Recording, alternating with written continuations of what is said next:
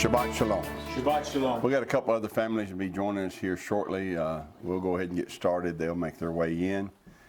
Glad to see you. Yes, Are sir. you ready for the word? Yes, sir. Turn to Genesis 1. Genesis 1. There's a story told in Mark 6 and in other places through the gospel. We'll actually tie them all together. But when you read the story and when you think about the significance and the power of the story, it really is regrettable that oftentimes these stories get reduced to being nothing more than stories that we tell our children during vacation Bible school. Instead of looking at the awesome power, the spiritual treasures, the revelation knowledge that is contained in them that we are actually meant to get. The story I'm referring to in Mark chapter 6 is about Messiah taking the 12 apostles, sending them out on what we would call a healing, preaching crusade. And they went out and they saw many great miracles and wonders. It said that they healed the sick, they cast out demons, and they preached to every man everywhere that they should repent. And they had great success. Well, they returned to tell the Messiah about the great success that they had experienced. And it says that the people, the crowds, not only that Messiah had touched and affected, but that these 12 had also touched and affected, continued to come and go. And that the crowds were coming and going at such a pace that they, Messiah and the apostles, had no time so much as to eat and drink. That's how busy it had become. No time to eat and drink. And so he said to the apostles, come on, let's go into a desert place. Let's come apart for a while. And so they kind of slipped off down to get on a ship to sail away to another place. But somebody spotted them, went and told the others. And so all of the people ran, they outran the boat to where it was going, the ship to where it was going. They outran it, and by the time Messiah and the apostles got to the other side, these great crowd of people were standing there waiting on them. It says Messiah, rather than being angry or upset or turning the boat around and going somewhere else, it says he had compassion on them. And he began to teach them. Well, after the day was far spent, the day is almost over, the disciples come to Messiah and said to him, it's time to send these folks home. Yeah, why is that? Well, because they're hungry. There's nothing here to eat. It's time to send them on their way. And Messiah said to his 12 apostles, well, if they're hungry, feed them. One of them spoke up and said, I'm paraphrasing, but one of them spoke up and said, how are we supposed to do that? Do you want us to go into town, King James, and buy 200 penny worth of bread? And that would have only been enough to give them all just a little taste. This question they ask is our first hint of how big the crowd was that we're talking about. We're not just talking about 20 or 30 folks or a crowd like we have here today where you're trying to figure out how to feed everybody. It would challenge my budget to figure out how I was going to feed all of you today.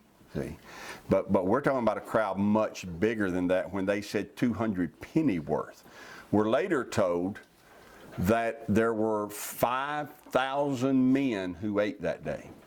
Matthew tells us 5,000 men besides the women and the children. So, don't you agree we could probably estimate this crowd to be at least 10,000, 15,000, 20,000, maybe more? So how much would it take to feed that many people? Let's just take a small estimate of, the smaller estimate of saying there were 10,000 people there that day. If you ran down to McDonald's, got them all a Happy Meal for $5 a piece, How much money have I spent? $50,000. So you're talking about somewhere between $50,000 and $100,000 to feed them all. And that's the reason the apostle said, is that what you want us to do? Do you want us to go spend that kind of money to feed all of this crowd? And you know the story. Messiah said, well, how many loaves do you have? And I think it was Philip that spoke up and said, well, there's a lad here. He's got 5 loaves and 2 fish. Messiah said, bring them to me. And then he said, take the people and set them down in groups. He knows that Yahweh is about to do an awesome thing. And he doesn't want there to be any question about how awesome the thing is that Yahweh's about to do. He has them divided into groups for order and for numbering. They're divided into groups of 50, of groups of 100, so that when this thing is all over, they know. There was 5,000 men there. So they divided them up into groups, and the Bible says Messiah took the bread and he blessed it and he broke it. And he gave it to the apostles and said, distribute it to the people. And as they distributed this bread and these fish, a mighty miracle of Yahweh took place. And over 5,000 men were fed. That's awesome. Yeah. Now, we could stop there and spend the rest of the day talking about how our Messiah expects us to be able to do the very same things he did when it comes to cooperating with the Father and working miracles. He wasn't taunting them or being mean to them when he said, well, y'all feed them. He was wanting to awaken in them the capabilities that they have to also cooperate with the Father. But that's not our intention this morning, and that's not the subject matter of where we need to go. What I want to do from Mark chapter 6 this morning is to take the concept that comes at the end of that story and use it as we go back to Genesis this morning. After they had all eaten, the Messiah himself, it wasn't somebody else's idea, it was the Messiah's idea. Messiah himself said, gather up the fragments. After everyone had eaten to their fill, it is said that they went back among, and fragments doesn't mean the crumbs. The fragments means the pieces. He broke the bread, he broke it into fragments. So they went to gather up the pieces that he had broken, and they gathered up how many? 12 baskets full of fragments. There was still a lot of food out there. And he gathered it all up that it might not be wasted. Well, they had feasted till they were full, and then there were 12 baskets more of the bread. Well, we've been feasting on Genesis 1, 2, 3, 4, and 5. Yeah. And though I want to continue this morning into chapter 6, I cannot, because I sense that there are fragments that we got to go back and gather up. Yes, sir. We could probably gather up 12 weeks worth of fragments if we wanted to, or more. But let's at least spend today gathering up some fragments from these chapters, okay? We'll go chapter by chapter and look for some of the fragments. Now, by fragments, here's what I mean. Things that we may not have talked about when we looked at it the first time, or things that might need to be looked at a little bit more thoroughly than we did when we looked at it the first time. Yahweh did say, remember we've been using this kind of as our springboard, Joshua 1:8. This book of the law shall not depart out of your mouth, but you shall what? Meditate therein day and night. So if we're told to meditate in it, if we'll meditate, there are going to be fragments that we're going to find. All right? So let's get started. Fragments from Genesis 1. I want you to look in verse 24. And Yahweh said, let the earth bring forth the living creature after his kind, cattle and creeping thing and beast of the earth after his kind, and it was so. And Yahweh made the beast of the earth after his kind, and cattle after their kind, and everything that creeps upon the earth after his kind. And Yahweh saw that it was good. The word kind there refers to a sort or to a species. He created different kinds of creatures, each possessing certain genetic codes. And when you look at all of these living creatures that he created, you find out they're majestic, they're powerful, they're beautiful, they're useful. Some of them are very intriguing. He created a lot of different kinds of creatures, right? His creatures amaze and astonish and create awe in us if we'll take the time to examine them. How glorious must Yahweh be, seeing that he thought these things up and then created from nothing these things and populated the earth from them. I mean, I can look at a stallion and be amazed by it. But our Creator created the idea of a stallion and then created a stallion. I can look at an elephant and be amazed by it. But he created the idea of an elephant and then created the elephant. So all of creation should cause us to be amazed at him and by him. He is pleased with what he created. We talked about this before. He'll point out to those who will listen how that everything he has created testifies to how awesome he is. Right. That's what he did with Job in those last chapters, right? He pointed out to Job all of the things he had created. But having created the heavens and filling it with stars and planets and moons and suns, or the sun and angels, and having created the earth and filling it with plants and trees and herbs and all kinds of creatures and all kind of fish and all kind of fowl, there was something more needed. And listen to what he says in the next verse, verse 26. And Yahweh said, let us make man in our image, after our likeness, and let them have dominion over the fish of the sea, and over the fowl of the air, and over the cattle, and over all the earth, and over every creeping thing that creeps upon the earth. And Yahweh created man in his own image. In the image of Yahweh created he him, male and female created he them. And Yahweh blessed them. Yahweh said unto them, be fruitful and multiply, replenish the earth and subdue it, and have dominion over the fish of the sea, and over the fowl of the air, and over every living thing that moves upon the earth. He made all kind of creatures, but none of them in his image and none of them in his likeness. Now, let's talk about what he means when he said, let us make man in our image and in our likeness. When you think of the word image, think of the word represent. It's the same. It is the exact same word used when it speaks of how heathen will take and fashion an image, what we would call an idol. They'll fashion an image to represent a certain God that they're choosing to worship. So when you hear the word image, let's make them in our image, think of that, to represent. So when Yahweh says, let us make man in our own image, he is primarily saying, let us make man as our representative. Wow. That is powerful. That is very powerful. Likeness, when you think of this, don't think of let me back up and say it more in the positive. When you think of likeness, think like me.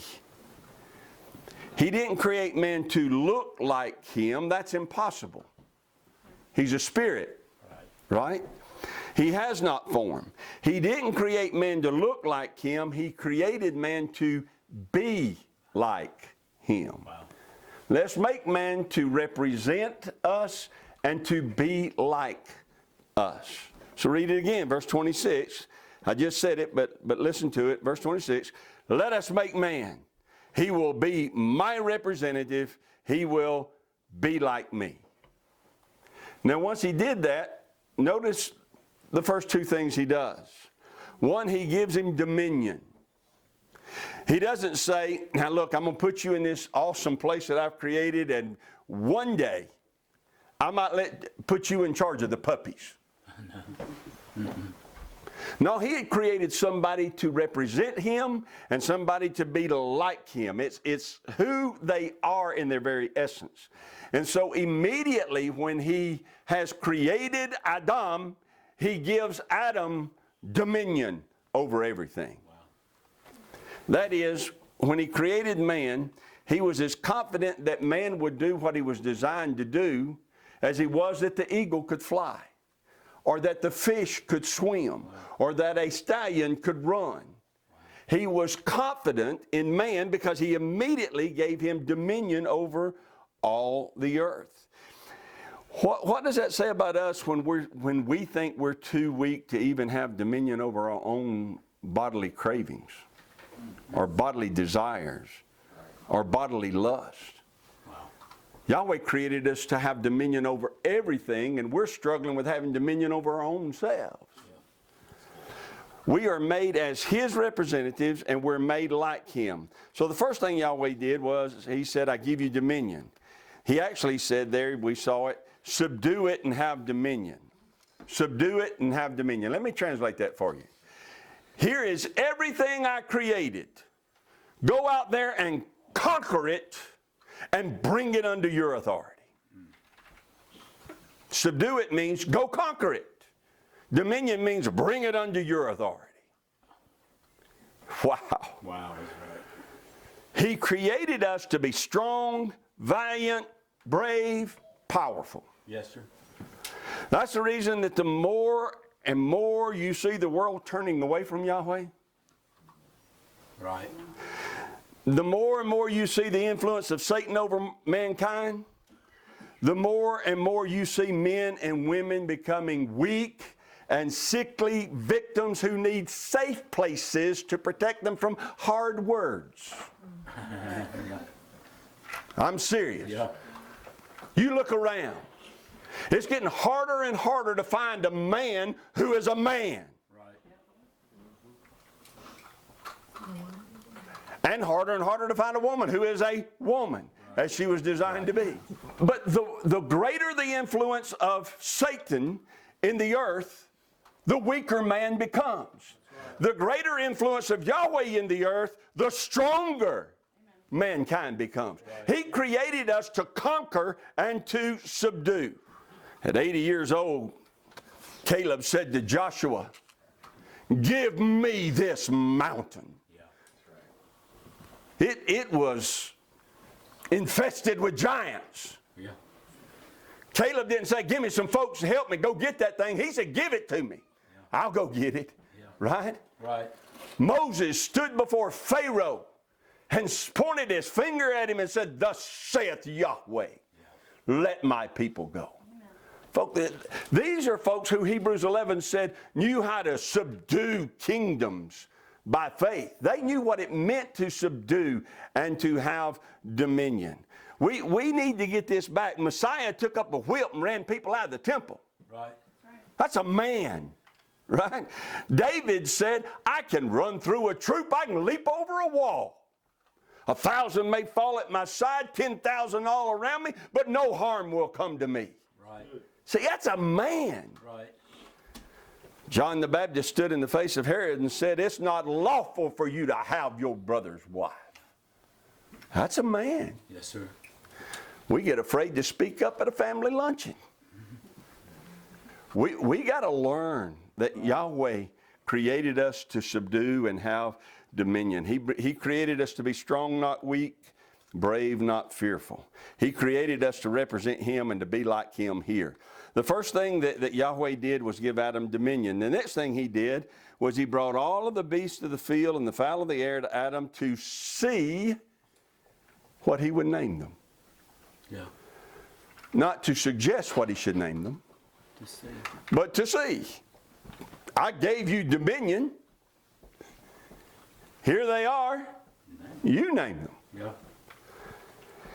Yahweh wants us to be like Him. That means that we have dominion over creation, and there is to be a part of us that is creative.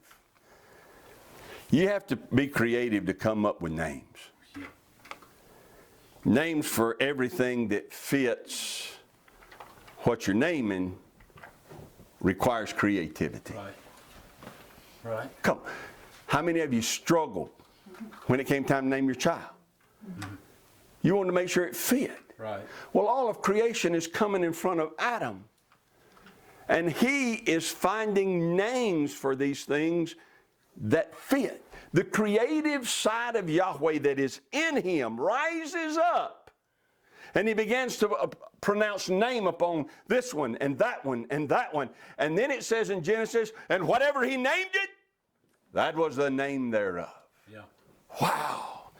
Yahweh wanted to show Adam that he had created him to represent him in the earth, to have dominion and to be creative.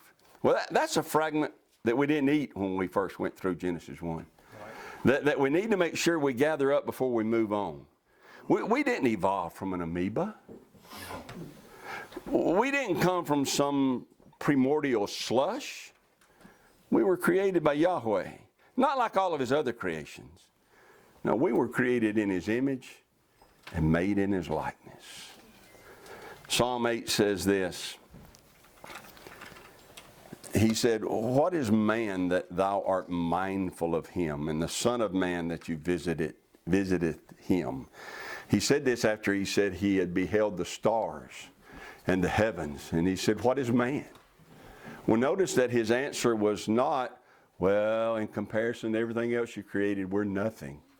That wasn't his answer. When he surveyed all of creation, he said, what is man? And then he answered it this way. He said in Psalm 8, verse 5, you have made him a little lower than the angels, King James. Anybody know what the Hebrew word there is? It's not angels. You have made him a little lower than Elohim, which is the Hebrew word for God or gods.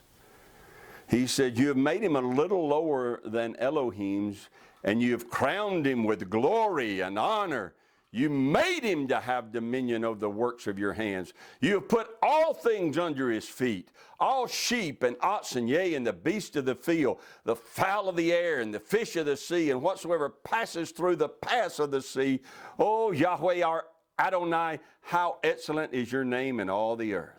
He made us to have dominion over sheep, oxen, beasts, fowl, fish, bad habits, fears, insecurities, doubts, emotions. We're to rule. Amen. He's not given us a spirit of fear, but of power and of love and of a sound mind. Fragments from Genesis chapter 2. Look in verse 1. Thus the heavens and the earth were finished, and all the host of them. And on the seventh day Yahweh ended his work which he had made, and he rested on the seventh day from all his work which he had made. And Yahweh blessed the seventh day and sanctified it, because that in it he had rested from all his work which Yahweh created and made. I know we know this, but it's a fragment worth gathering. The seventh day is not just another day. Right. When we see here that Yahweh did two things concerning the seventh day. It says he blessed it, and he did what else to it? What does sanctified mean? Set it apart. Let no man deceive you concerning the seventh day. Men claim that it's been changed. That's fine. To test to see if that is true or not is a simple thing to do. Show me where it is written that he blessed and sanctified another day. We can see over and over from front to back where he blessed and sanctified the seventh. Show me where he blessed and sanctified another. So we said sanctified means to set apart. He made it different. If all days are the same, then none are sanctified. Since he sanctified the seventh day, to say that all days are the same is to deny Scripture. Right. To say that he changed it later is to make up doctrines that are not supported by Scripture. Right. That's what Messiah called the traditions of men. Right. That's what he said in Mark 7 when he referred to taking the commandments of men and making those to be doctrine. when you take another day and you try to sanctify it and to set it apart and say this is the day, then you have taken the doctrine, the commandments of a man or the traditions of a man, and you've made those your doctrine instead of the Scripture. It's simple. To choose the first day as being a legitimate day of worship is to lay aside the word of Yahweh and to hold to the doctrines of men. Let's look at another fragment there in Genesis 2, verse 18. And Yahweh said, it's not good that the man should be alone. I'll make him a helpmeet for him. And out of the ground Yahweh formed every beast of the field and every fowl of the air and brought them unto Adam to see what he would call them. And whatsoever Adam called every living creature, that was the name thereof. And Adam gave names to all cattle, and to the fowl of the air, and to every beast of the field. But for Adam there was not found a helpmeet for him. Now I was meditating on that this week.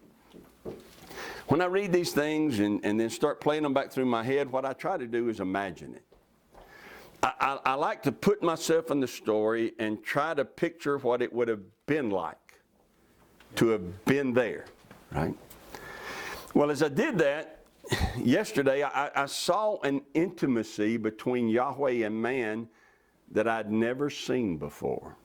Now, I want to try to communicate that to you, and it'll take me a couple of minutes, but stay with me. I want to communicate to you this amazing intimacy that has been from the beginning. He made man to be his representative in the earth who would also be like him. He gave man dominion over all things.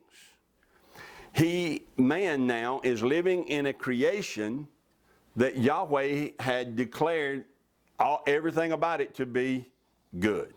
Right. He looked over all of it and said it's good. And after he made Adam, he looked and said, oh, this is very good. So that is the environment in which Adam is living. Yahweh brings all of the beasts of the field and fowl of the air to see what Adam would name them. So think about this setup that Adam has for just a moment.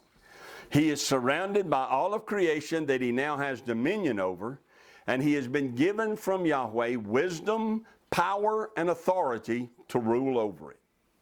Now that's a pretty good setup. Yeah. I mean, that's a wonderful thing to have.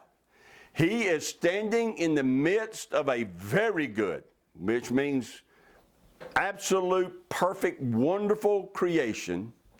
And he's been given wisdom, power, and authority and told to rule over it. Yeah. What a condition that is. That's an awesome setup.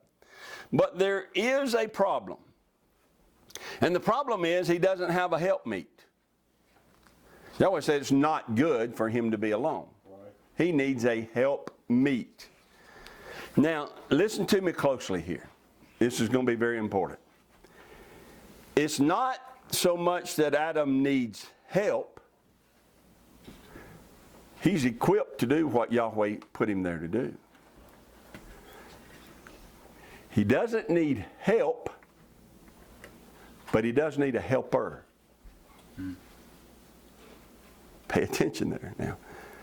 He doesn't need help, he needs a helper. To need help means that he would be inadequate to handle what he's been put there to handle. He's not inadequate. It is not the help he needs, it's the companionship of a helper that he needs. Brian sent us pictures this last week. He was in his shop building benches for their dining room table. The pictures he sent were not of the benches he was building, but the pictures he sent were of Sam helping him build the benches. You got the picture? Yeah. You see it? Sam wasn't helping because Brian needed the help. Sam was helping because by doing it together, he immediately created a bond between the two of them. That's right. A bond that benefited both. Right. It benefited him. You know it did, or he wouldn't have sent the picture. Right. And it benefited Sam. Right. Right? It was an immediate bond created by doing two things together.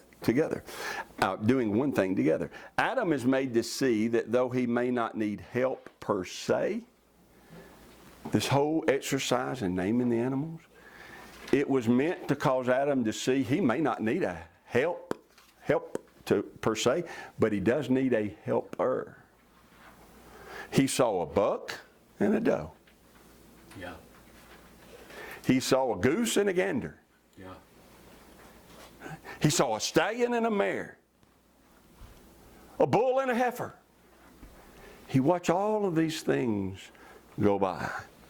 But there was nothing in all of creation that was of him and like him. Wow.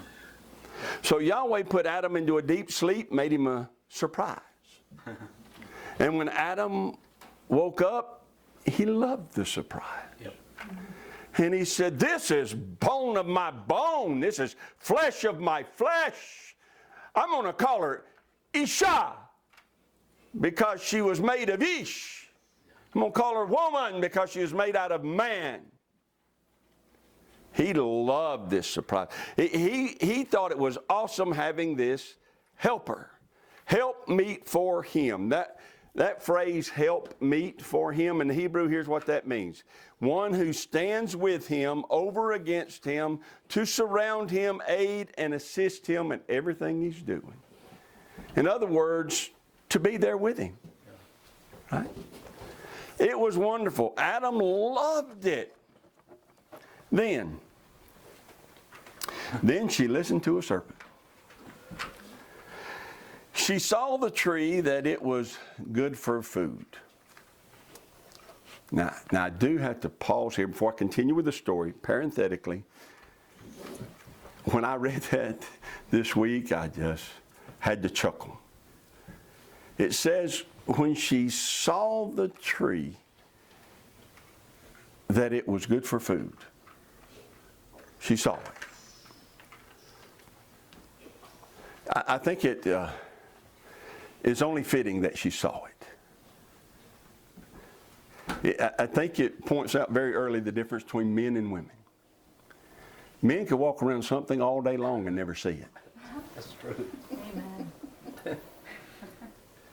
We can stand in our closet and say, where's my green shirt?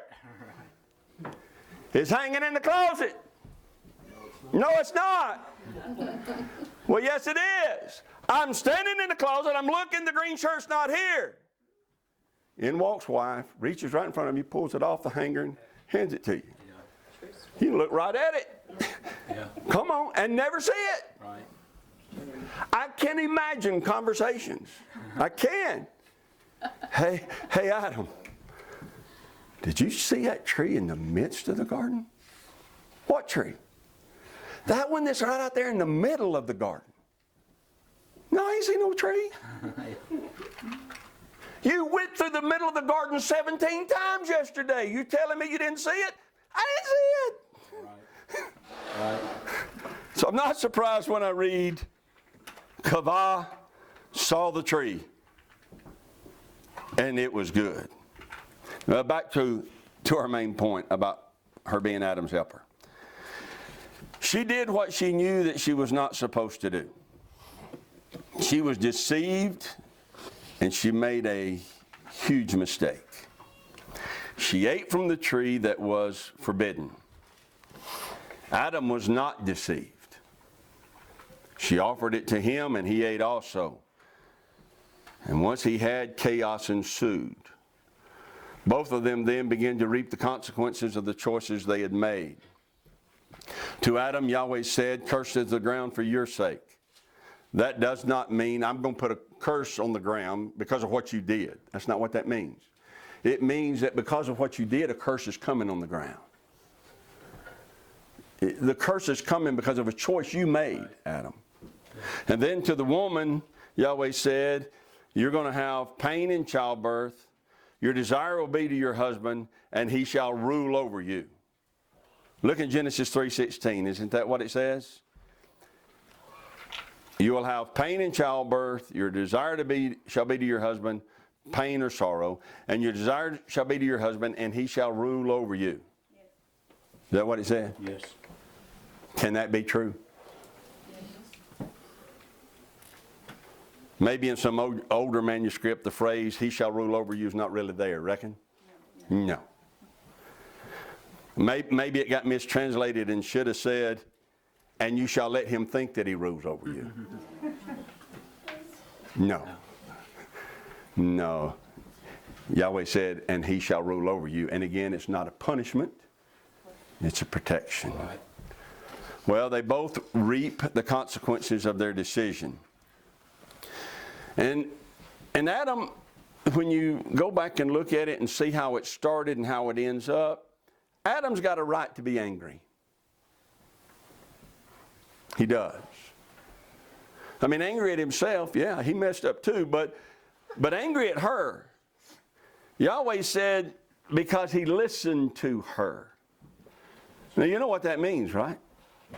That she convinced him he should do it. I think we should. I think we should. I think we should. And he listened to her. Well, what happened next? It's a perfect opportunity for this relationship between the two of them to come apart and cease to exist. It is. But Adam reached out to her in the most loving and amazing way possible. He said to her, I will call you Chava, which means what? Life giver. Life giver, giver of life. I'm going to call you from this day forward, I'm going to call you life. Quickly, let me summarize that story to you so that I can try to communicate to you my point. Adam was in a paradise setting with wisdom, power, and authority. He had everything, but he wanted a helper. He wanted an intimate relationship with someone who was of him and like him, that he could share all of creation with, and he was given that. When she was deceived and brought chaos upon them, he didn't give up on that relationship. He reached out in forgiveness and love to draw her back to himself. Think about that, and now picture the relationship between Yahweh and man. Wow. He was the creator of the heavens and the earth. He has it all, and he has the wisdom, power, and authority to rule over it. Yeah. He's created the angels, the stars, the moon, the sun. He's created the fish of the sea, the fowl of the air, the beasts, the creeping things, every creature you can name. He's created it all.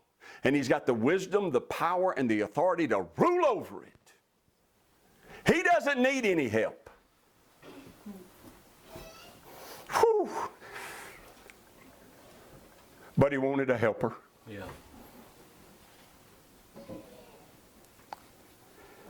Just as Adam wanted a helper, just as Brian wanted a helper, Yahweh wanted a helper. And so he made man in his image and in his likeness. And when Chava was deceived and brought chaos, and when Adam chose to eat of the fruit and brought chaos, Yahweh could have said, well, y'all really messed up. I tried to set you up. It's over now. Our relationship is over. Hope things go well for you. But instead, he reached out in forgiveness and love and drew us even closer to himself, revealing that there is nothing that he will not do to preserve and protect the relationship that he wants to have with mankind. He that spared not his only begotten Son, how shall he not also with him freely give us all things? I think that in that story, in the garden, in the beginning, we get a nutshell picture of what all of creation is like and what it's about. That Yahweh, not needing help, chose to have a helper in the earth. And remember, Eve was deceived. Adam was not. He freely partook of that same sin. he went in and took of it.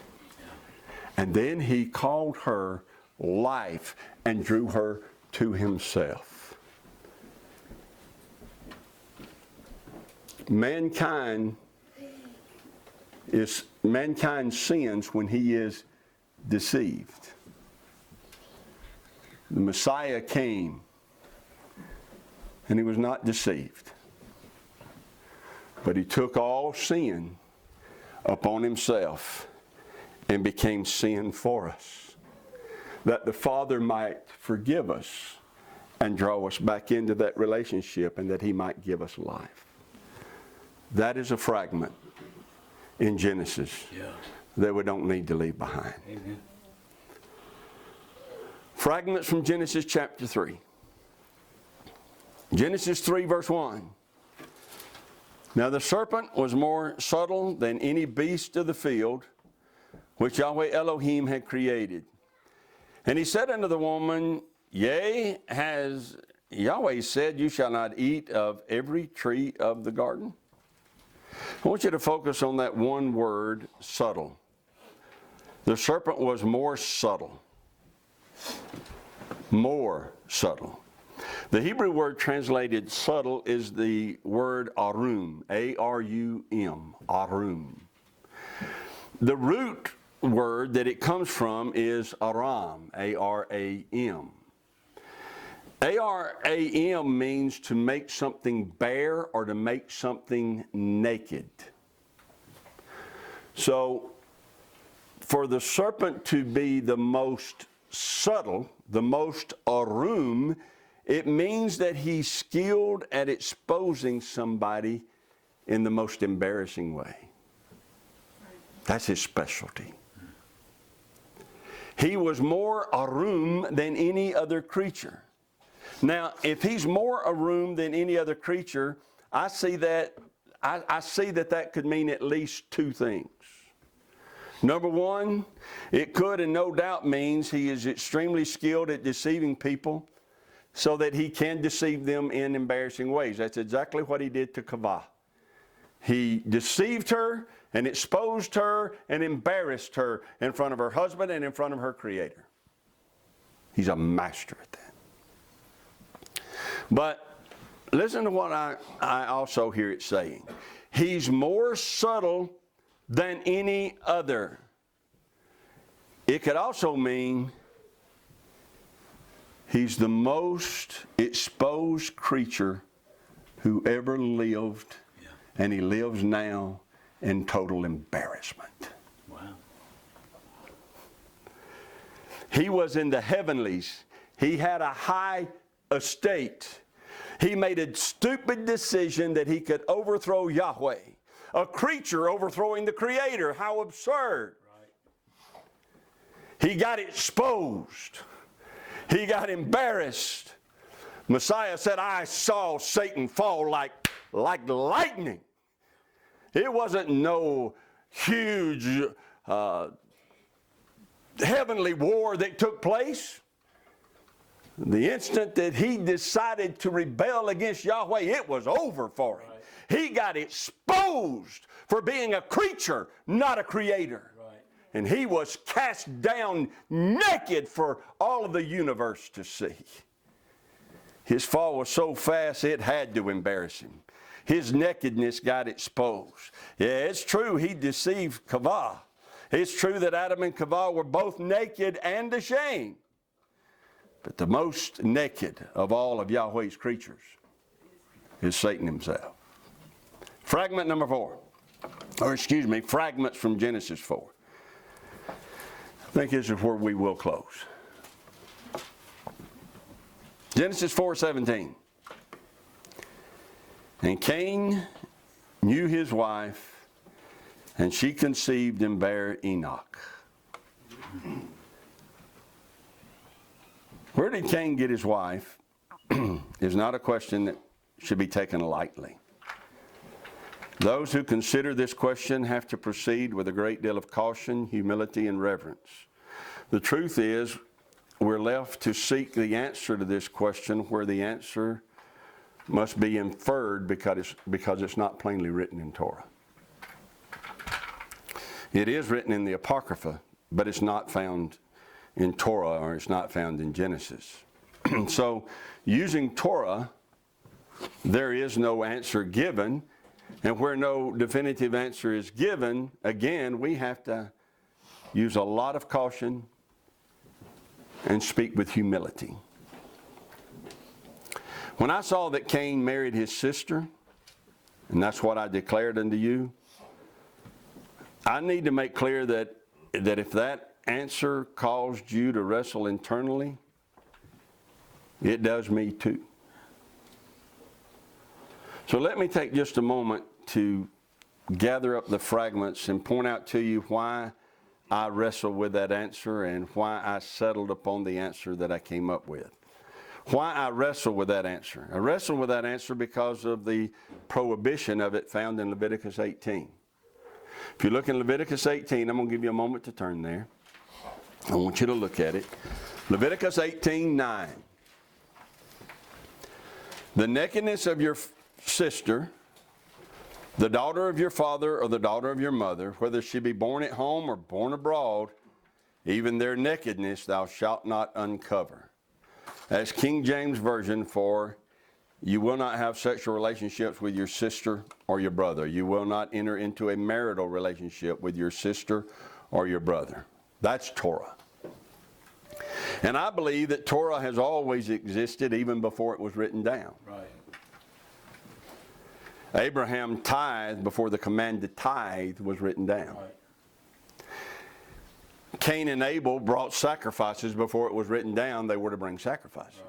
Right. Noah knew the difference between clean and unclean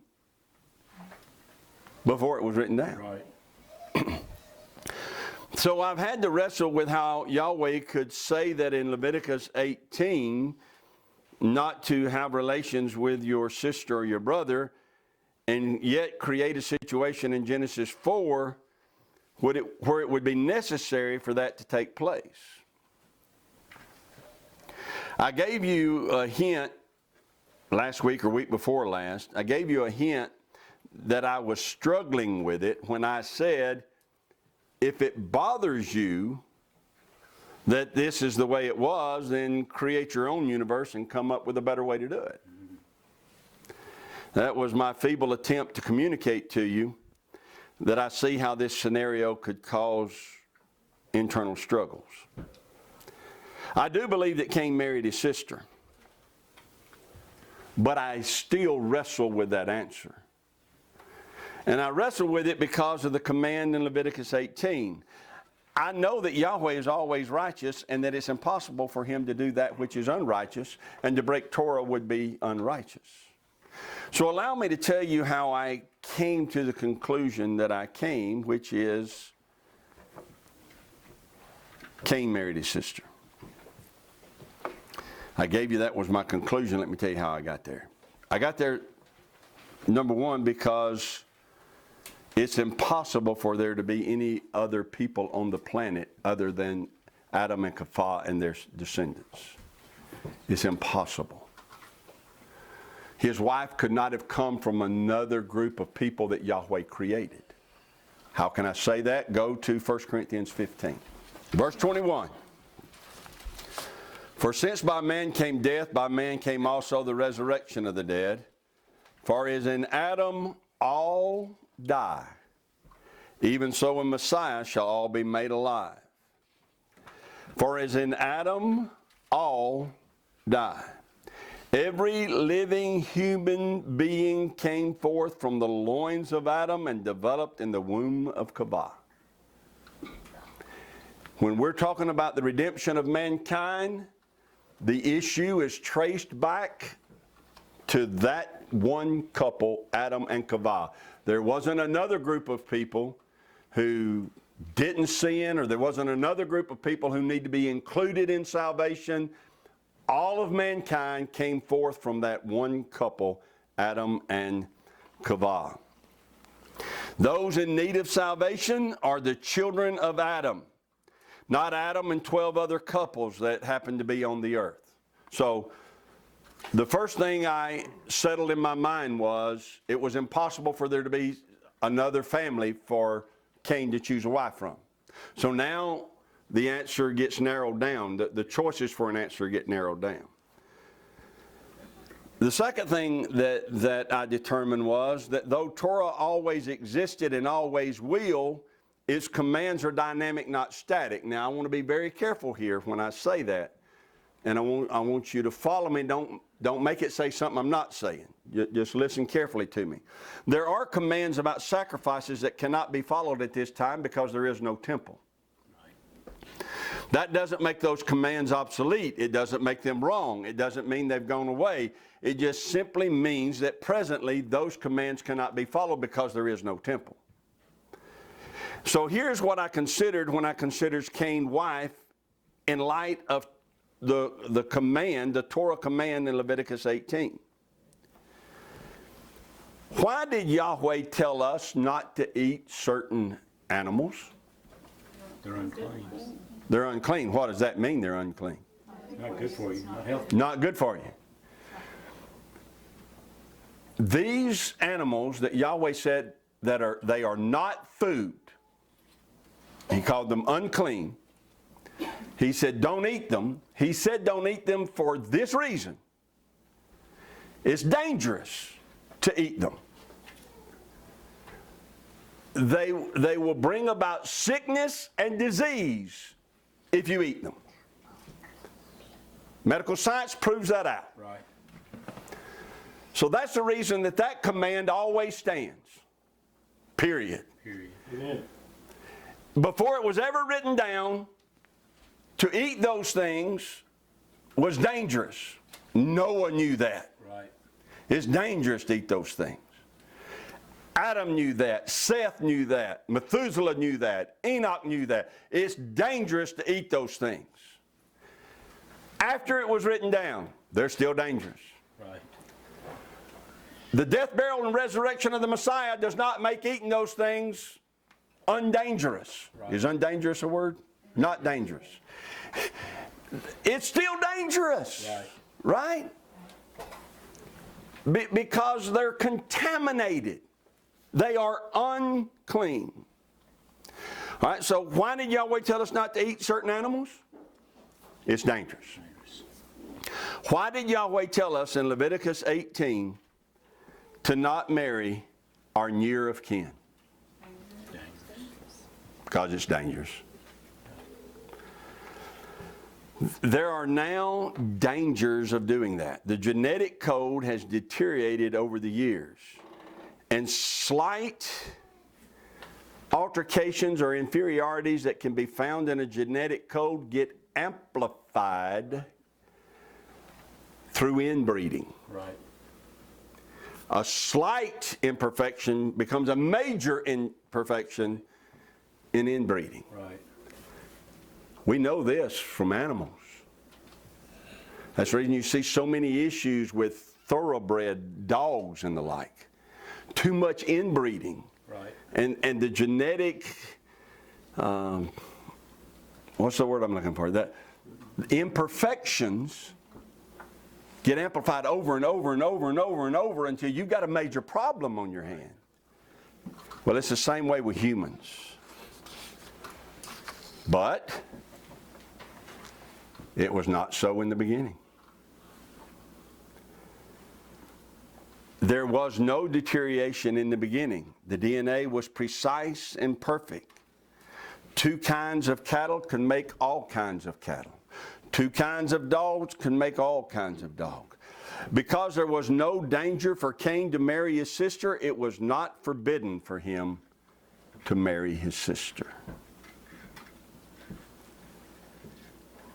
Here's my third reason why he was permitted to marry his sister.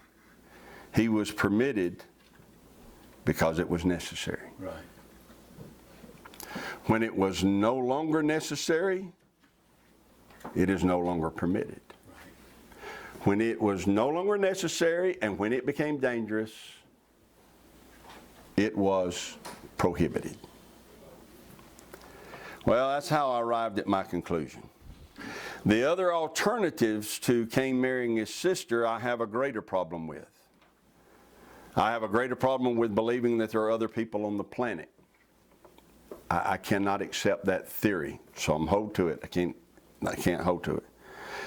I also have a problem believing that Yahweh made Cain a wife just like he did Adam. That he made Adam go to sleep, and then he took from his side and created for him a helpmeet. There are some that theorize that Yahweh did the same thing for Cain. I would want to see written evidence of that. So, for me,